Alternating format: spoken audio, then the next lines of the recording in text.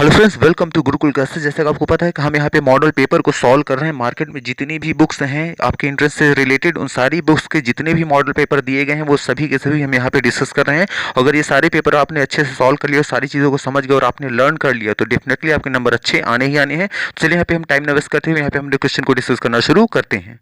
First question देखिए यहाँ पे आया है। देखिए हमारी क्वेश्चन है इसकी स्टार्टिंग हुई है 126 नंबर से, मतलब 126 नंबर से हमारा क्वेश्चन यहाँ से शुरू हुआ है। देखिए पहला क्वेश्चन है अर्थशास्त्र के जनक हैं। तो अर्थशास्त्र के कौन जनक है ये कहने की जरूरत नहीं है, आप सभी को पता है। इसके जनक है एडम स्मिथ। तो एडम स्मिथ कहाँ है? देखिए ऑप्शन नंबर डी। तो डी नंबर को हम क्लिक कर देंगे। नेक्स्ट नंबर देखिए क्वेश्चन आया है 127। देखिए 127 नंबर पे है अर्थशास्त्र के अध्ययन का उद्देश्य है। तो अर्थशास्त्र के अध्ययन का क्या उद्देश्य है? देखिए ए नंबर पे है सैद्धांतिक, बी नंबर पे है व्यवहारिक, सी नंबर पे है सैद्धांतिक एवं व्यवहारिक दोनों, और डी नंबर पे है इनमें से कोई नहीं। तो जानते रहिएगा अर्थशास्त्र का जो अध्ययन का उद्देश्य जो है वह सैद्धांतिक भी है और व्यवहारिक भी है। और देखिए ये ऑप्शन कहाँ आया है? देखिए ये ऑप्शन नंबर आया है सी। तो सी नंबर को हम क्लिक कर देंगे। नेक्स्ट नंबर देखिएगा यहाँ पे आया है क्वेश्चन 128 नंबर पे, मतलब 128 नंबर पे आया है। देखिए व्यक्तिगत अर्थशास्त्र में अध्ययन किया जाता है। तो देखिए यहाँ शायद मिस्टेक है, व्यक्तिगत नहीं होना बल्कि व्यक्तिगत होना चाहिए था।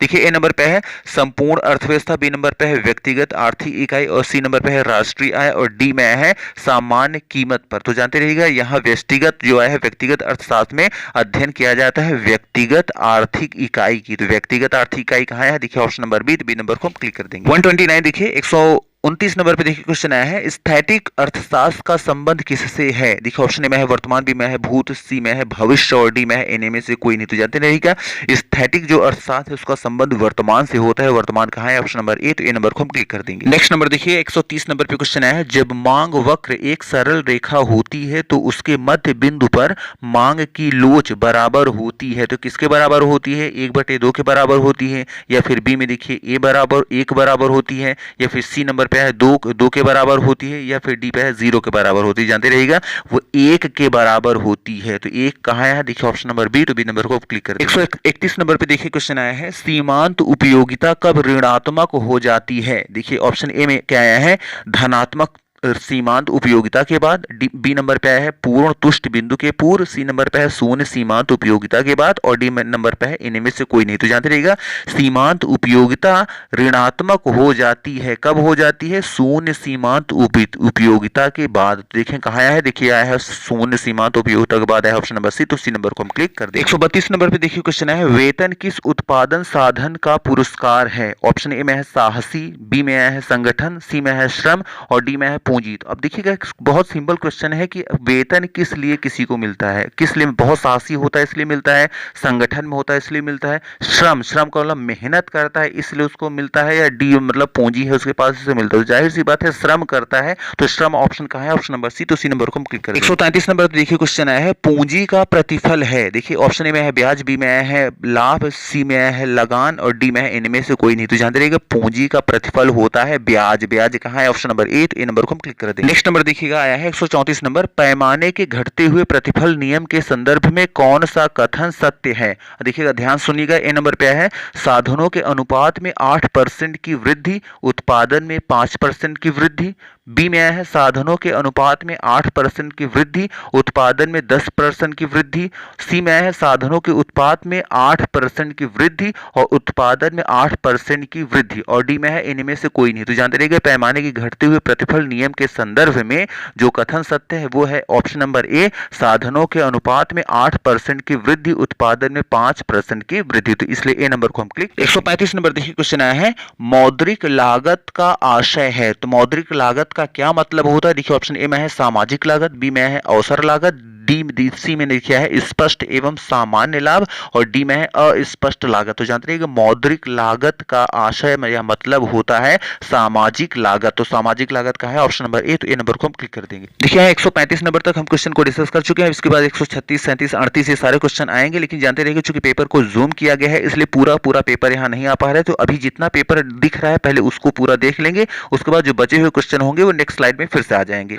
नेक्स्ट देखिए 141 नंबर देखिए ऊपर जो दिख रहा है, तो देखिए उसको, उसमें आया है क्या है क्वेश्चन कि निम्न में से कौन सी नोट रिजर्व बैंक द्वारा निर्गत नहीं की जाती है? निर्गत नहीं की जाती है मतलब हमें प्रोवाइड नहीं की जाती। इसी को ऐसे भी कह सकते हैं कि कौन सी ऐसी नोट है जिसको रिजर्व बैंक नहीं छापती है, तो कौन सी नहीं छापती है या कौन सी नहीं देती है? देखिए ए नंबर पे है 100 रुपए का नोट, बी नंबर पे है 20 रुपए का नोट, सी नंबर पे देखिए है 10 रुपए का नोट और डी में है 1 रुपए का नोट। जानते रहिएगा रिजर्व बैंक जो है वो 1 रुपए का नोट निर्गत नहीं करती, तो 1 रुपए का है ऑप्शन नंबर डी, तो डी नंबर को हम क्लिक कर दें। 142 नंबर पे देखिए क्वेश्चन आया है मुद्रा स्फीति का अर्थ है, तो मुद्रा स्फीति का क्या मतलब होता है? देखिए ऑप्शन ए में है करों में वृद्धि, बी में है स्थिर कीमतें, सी में है कीमतों और लागत में कमी और डी में है वस्तुओं और साधनों की कीमतों में वृद्धि। तो जानते रहिएगा मुद्रा स्फीति का मतलब होता है वस्तुओं और साधनों की कीमतों में वृद्धि। देखिए कहाँ है ऑप्शन नंबर डी, तो डी नंबर को हम क्लिक कर देंगे। नेक्स्ट नंबर देखिएगा यहाँ क्वेश्चन है 143 नंबर, निम्नलिखित में से कौन सी कानूनी मुद्रा है? देखिए ए नंबर पे है स्वर्ण, बी नंबर पे है बचत पत्र और सी नंबर पे है चेक और डी नंबर पे है मुद्रा नोट व सिक्के। तो जानते रहिएगा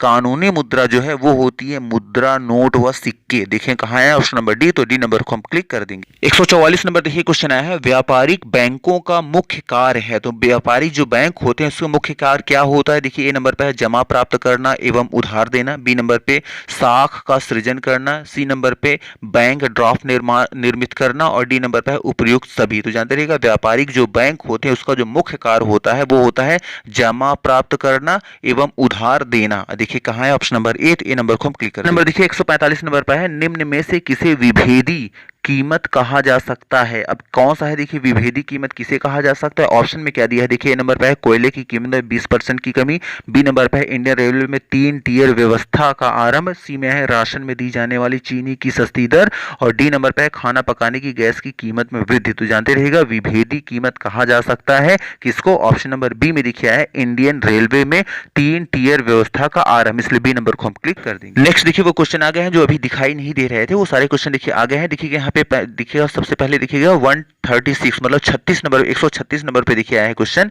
जिस कीमत पर उपभोक्ता वस्तु की एक निश्चित मात्रा क्रय करता है उसे कहा जाता है, तो उसे क्या कहा जाता है? देखिए ए नंबर पे है स्थिर मूल्य, बी नंबर पे है मांग मूल्य, सी नंबर पे है पूर्ति मूल्य और डी नंबर पे है संतुलन मूल्य। तो जानते रहिए कि इसको कहा जाता है मांग मूल्य, तो मांग मूल्य कहाँ आया है? ऑप्शन नंबर बी, तो बी नंबर को हम क्लिक करें। 137 नंबर देखिए क्वेश्चन आया हुआ है अपूर्ण प्रतियोगिता में मांग वक्र लोचदार होती है, तो कैसे लोचदार होती है? ए नंबर पे देखिए कम होती है, बी नंबर पे अधिक होती है, सी नंबर पे है अनंत होती है, डी में है इनमें से कुछ नहीं होती है। तो जानते रहिए अपूर्ण प्रतियोगिता में मांग वक्र जो होती है वो अधिक लोचदार होती है, तो अधिक कहाँ है? ऑप्शन नंबर बी, तो बी नंबर को क्लिक कर देंगे। 138 नंबर देखिए क्वेश्चन है अपूर्ण प्रतियोगिता के अंतर्गत, तो अपूर्ण प्रतियोगिता के अंतर्गत क्या होता है? देखिए ऑप्शन आया है ए नंबर पे औसत मजदूरी रेखा ऊपर को बढ़ती हुई होती है, या बी नंबर पे औसत मजदूरी रेखा समान होती है, या सी नंबर पे देखिए औसत जो मजदूरी रेखा नीचे को गिरती हुई होती है और डी नंबर पे है इनमें से कोई नहीं। तो जानते रहिएगा अपूर्ण प्रतियोगिता के अंतर्गत हमेशा जानते रहिएगा औसत जो मजदूरी रेखा होती है वो ऊपर को बढ़ती हुई होती है। तो देखें कहाँ है ऊपर को बढ़ती हुई? ऑप्शन नंबर ए, तो ए नंबर को हम क्लिक करें। 139 नंबर पे देखिए क्वेश्चन आया है किन्स ने ब्याज का कौन सा सिद्धांत प्रतिपादित किया? देखिए ए नंबर पे है आधुनिक सिद्धांत, बी नंबर पे है तरलता पसंदगी सिद्धांत और देखिए सी नंबर पे उधार देय कोष सिद्धांत और डी में इनमें से कोई नहीं। तो जानते रहिएगा किन्स ने ब्याज की जो सिद्धांत प्रतिपादित किया था वो था तरलता पसंदगी सिद्धांत। ये देखिए कहाँ है? ऑप्शन नंबर बी, तो बी नंबर को हम क्लिक कर दें। क्वेश्चन नंबर देखिए 140 नंबर पे देखिए प्रोफेसर जे के मेहता के अनुसार लाभ है, क्या लाभ है? देखिए ए नंबर पे है नव प्रवर्तन का पुरस्कार,